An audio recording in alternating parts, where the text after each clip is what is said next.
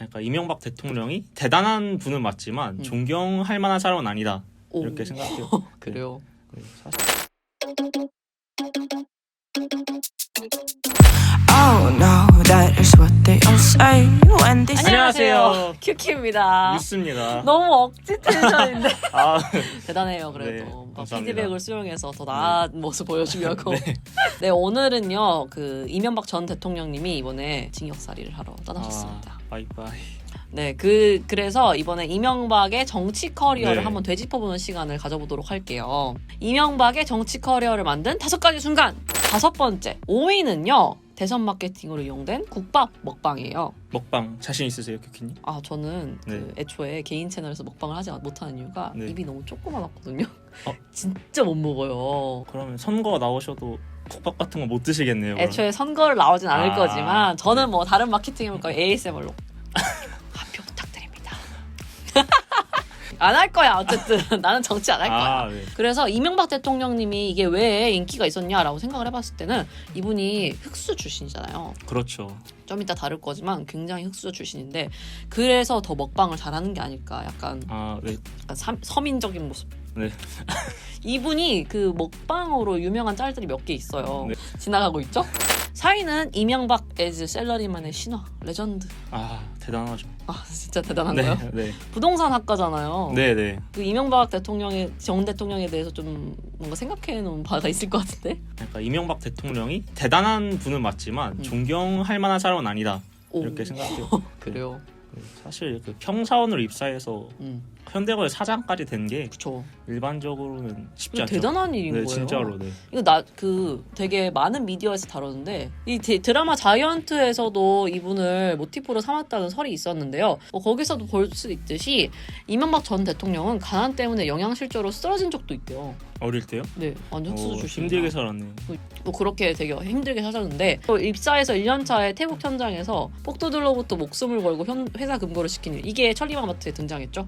천리마마트에 나왔고 청와대의 부당한 지시에 불도저로 맞섰다고 합니다. 경부고속도로를 건설할 때 불도저로 이렇게 맞서면서 청와대에 이렇게 지시가 있었는데 그걸 저항했다고 합니다. 뭐 이런 식으로 업적을 쌓아서 셀러리맨 신화를 만들었어요. 그 입사 후 5년 만에는 이사 자리에 올랐고 12년 만에 사장 자리에 오른 대단하네요. 대단한 진짜. 분이시죠. 네. 산여평형비의 무일푼으로 사장까지 올라온 신화가 네. 아무래도 정치인으로서의 이명박을 만드는 좀 중요한 토대가 네, 이미지. 되었을 거라고 네. 생각해요. 3위는 바로 4대강? 4위입니다. 네. 아, 진짜 어색했어. 네. 이명박 대통령의 임기 중에 가장 큰 정책이라고 한다면 역시나 4대강 사업이겠죠? 그쵸. 아무래도 네. 4대강 사업에 대해서 간략하게 소개해 볼래요? 4대강 사업은 이명박 정부가 녹색 뉴딜 정책의 일환으로 22조 원을 투자해서 대한민국의 큰 하천, 4개의 하천을 정비하는 사업을 의미하죠. 이명박 정부에서 회심의 사업으로 몰아붙인 4대강 사업이었는데 여론이 썩 좋진 않았어요. 네, 인심이 그쵸? 떡락했죠, 아주. 네. 그때 막 그거 있잖아요. 녹조라떼? 네. 녹조라떼라고 신조어도 만들고 이게 네. 세금 낭비 플러스 환경 오염이다라는 아, 네, 식으로 그렇죠. 엄청 비판을 받았어요. 그래도 근데 이번 여름에 진짜 홍수가 엄청 심각했잖아요. 네, 특히 부산 지역의 홍수가 많이 심각했죠. 네. 근데 이것 때문에 또 4대강 재평가가 이루어졌어요. 홍수를 막나요, 혹시 4대강이? 그러니까 일각에서는 강의 네. 본류를 정비해서 홍수를 막는다는 것 자체가 make no sense, 말이 안 된다. 4대강 사업에 효과가 없다라고 주장을 했는데 네. 이번 장마 기간에서 4대강 사업에서 제외된 섬진강 유역이 네. 엄청 홍수가 심하게 난 거예요. 근데 4대강, 섬진강 쪽만 비가 많이 온 걸 수도 있잖아요. 근데 전국적으로 그렇다면 전국적으로 비가 많이 너무 많이 왔으니까. 아, 그래서 4대강을 오히려 확대했어야 되는 게 아닌가라는 의견도 나오고 있고 재도전의 기회가 주어진 거죠. 재평가. 그렇죠. 2위는 서울시장 당선. 네, 이명박 대통령 정말 대단한 일이었던 것 같은 게 네. 그 전에 이명박 대통령이 정치자금법 위반으로 국회의원에 잘렸었어요. 96년인가에. 그랬었죠. 근데 그러고 나서 서울시장에 당선됐다는 게 확실히 정치인으로서나 한 인간으로서 뭔가 확실히 있다. 뭐가 있다. 뭔가 있다라는 뭔가 생각. 있다. 아, 그거는 진짜 인정합니다. 뭔가 정치인으로서 한 방이 있는 느낌이라고 네, 해요. 맞죠. 이명박 전 대통령의 서울시장의 가장 굴곡진 어떤 이벤트? 이슈들을 2개를 짚으면 첫 번째는 역시나 청계천 복원사업인 것 같아요. 청계천 복원사업 얼마나 알고 계신가요? 청계천을 예쁘게 만들었다는 건 알고 있는데 제가 아직 서울 사람 된 지 얼마 안 돼서 뿌띠뿌띠하게? 청계천에 가본 적이 없어요. 아... 네. 그렇다고 하는군요. 아 근데 저도 청계천 많이 가보진 않았어요. 네. 그냥 좀 낭만적인 곳이죠. 연애할 때 필수 코스? 여자친구 생겨 가야겠네요. 그럼. 그쵸. 아, 화이팅. 공약대로 이제 청계천 보건 사업을 진행했는데요. 이명박 서울시장의 대표적인 커리어고요. 대통령으로 네. 진화시킨 최대 교두보라는 식으로 화제가 되고 있어요. 뭐 탈도 많았지만 일단 도심 정비를 하는 것이 주된 골자였고 슬럼화가 진행되고 쇠퇴하기 시작하던 구도심, 청계천 주변의 그 구도심을 이 개방. 청계천이 이렇게 시멘트로 덮여 있었는데 개방하는 네. 작업을 통해서 환경을 개선시켜서 다양한 업종들의 입지 매력도를 상승시키면서 주변 지역의 토지 이용을 다양화시켰다. 한마디로 정리하면 땅값이 올랐다는 겁니다. 그래서 지가 역시 상승했으면서 경제적 효과가 상당히 맞다고 해요. 서울시에. 그리고 무엇보다도 홍수 예방에 이게 큰 도움이 되었다고 합니다. 종로구가 상습 침수 지역이었는데요. 네. 복원을 한 뒤에 일대 물이 이게 청계천을 통해서 이렇게 흐르는 거니까 수면이 뚫렸어요. 그렇죠. 네. 이제 600mm가 넘는 폭우에 홍수가 일어나지 않아서 홍수 예방의 탁월함을 증명했다는. 오. 오. 이명박 대통령. 진짜 뭐가 있는 건가요? 그런데 이제 뭐 서울시장을 하면서 가장 논란이 됐던 발언은 바로 그 이 서울시를 여호와에게 바치겠다는. 네? 그러니까 우리 뉴스가 무교잖아요. 네네. 저도 무교죠. 딱히 종교가 없어서 막 와닿진 않는데 이 봉헌사를 하나 했는데 이명박 때 당시 서울시장이 서울의 회복과 부흥을 꿈꾸고 기도하는 서울 기독 청년의 마음과 정성을 담아 수도 서울을 하나님께 봉헌한다. 그래서 서울 시민들이 난리가 났죠. 난리가 날만한데요. 그러니까 네. 이게 뭔 소리야? 난 내 땅인데.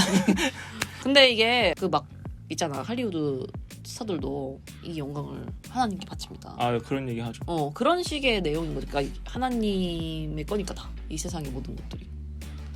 그래서 막 납득이 안 되는. 저도 네, 막 이해가 설득시킬 솔직히 이해가 안 돼요. 네. 설득시킬 네, 의사는 없어요. 전혀 없어요. 저는. 네. 근데 어쨌든 그런 식으로 개신교식의 마음을 담은 거라고 네. 말을 하기도 했죠. 뭐 근데 결국에는 이 서울시장 커리어를 통해서 대통령까지 당선이 됐으니까 이건 네. 정말로 이명박 전 대통령의 정치 역사에서 큰 방점을 네. 찍은 커리어라고 볼 수 있어요.